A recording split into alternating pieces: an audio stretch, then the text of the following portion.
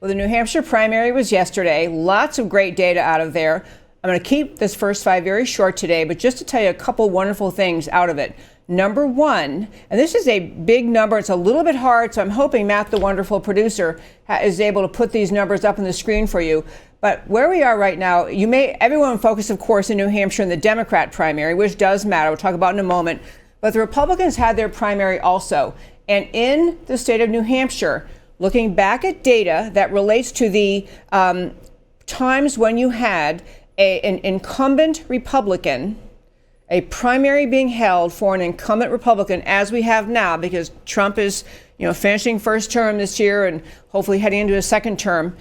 Previous years, we had for President Reagan, which in the same situation of an incumbent presidency heading into a second term, for President Reagan, you had 65,000 votes basically by Republicans in New Hampshire. Clinton in 1996, and so the Democrats too. Clinton in 1996, 76,000.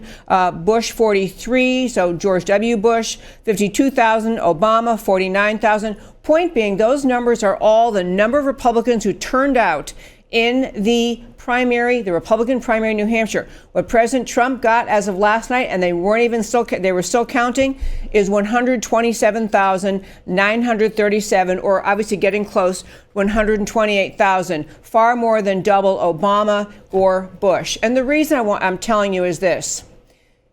A lot of people try to portray President Trump as a very controversial figure, and that maybe somehow in the red meat South or in other places he's popular. But obviously, when we're talking about New Hampshire, we're talking about New England area, not normally perceived to be one of the, red meat kind of Republican areas.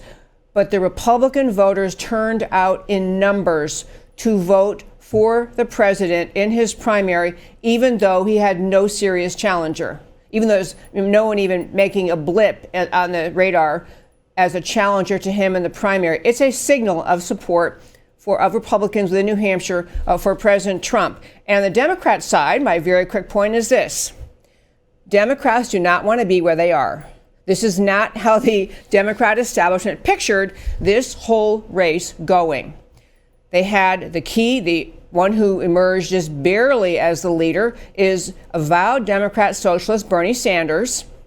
Just behind him, Pete Buttigieg, a completely inexperienced mayor of a small town who, as more and more people look at his record and look at his positions on issues, he is not what he's trying to portray himself to be. He's trying to say, I'm your safe Biden, moderate Democrat, only I'm not old and crazy like Biden. I'm the young guy. I'm the up and coming. But the more people know about him, his record is scary in terms of inexperience. His positions are radical. And the kind of favorites of the Democrat establishment, the ones they hope would really make it, the key one being Vice President Biden.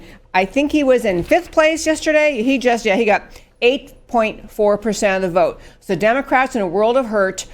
I'm going to come back to this later in the show, but I want to wrap up today's first five by saying these primaries matter, these races matter, even though it's early on, because what it's doing is setting some expectations for the primaries coming up. It is a signal where the voters are, what they're thinking about. I have more data to share later with you in the show about what drove those voters to choose the candidates that they did. Very, very interesting stuff. But I want to wrap up today's first five by saying this is not at all where the Democrats want to be after their second primary in 2020. And that, my friends, is today's first five.